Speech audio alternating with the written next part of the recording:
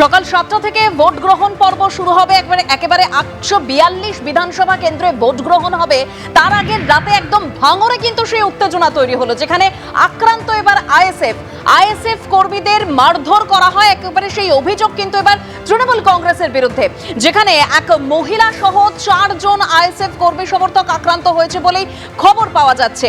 যে ছবি আপনারা দেখতে পাচ্ছেন, ভোটের আগের রাতে ভাঙরে উত্তেজনা তৈরি হয়, যেখানে আইএসএফ আক্রান্ত বলেই খবর পাওয়া যাচ্ছে।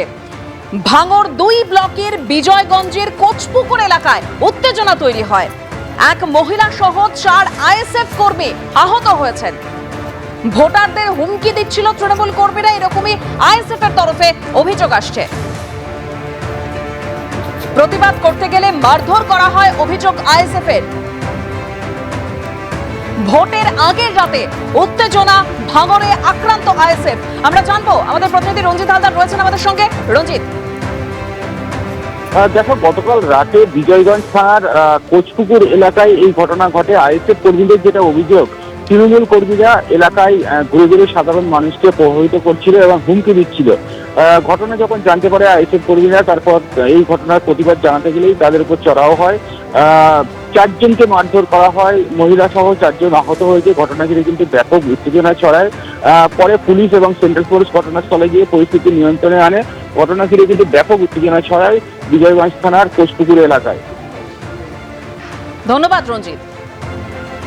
ভোটের আগের রাতে ভাঙরে উত্তেজনা তৈরি হয়, যেখানে আইএসএফ আক্রান্ত। কি বলছেন নওশাদ সিদ্দিকী, শুনবো। রাত্রে অভিযোগ এসেছিল, আমরা সেগুলো মেলও করেছি যে আপনার বাড়ি বাড়িতে গিয়ে ভোট দিতে যেতে পারবে না, এ করতে পারবে না, ধমকানো চমকানো, এগুলো একটা হয়েছে, রাত্রে হয়েছে। আমাদের কর্মীদের মারধর করেছে। যদি যাদের মারধর করেছে সেখানে প্রশাসন কিন্তু তার পক্ষ থেকে অ্যাকশন নিচ্ছে। আজকে কি কোনো রকম কোনো আশঙ্কা করছেন, বা এখানে কি আবার নতুন করে সন্ত্রাস তৈরি হতে পারে? সরকার সাহেব আছে তো, উনি করতে পারবেন এমন কোনো কাজ নেই।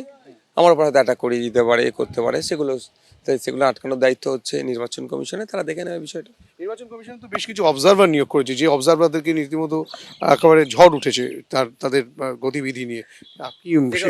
আমরা ফলতাতে দেখলাম অবজারভার হিসাবে এসে যিনি এসছেন তিনি অনেক কিছু করছেন। ভাঙড়ে যিনি অবজারভার আছেন এই ধরনের এখনো করতে দেখিনি।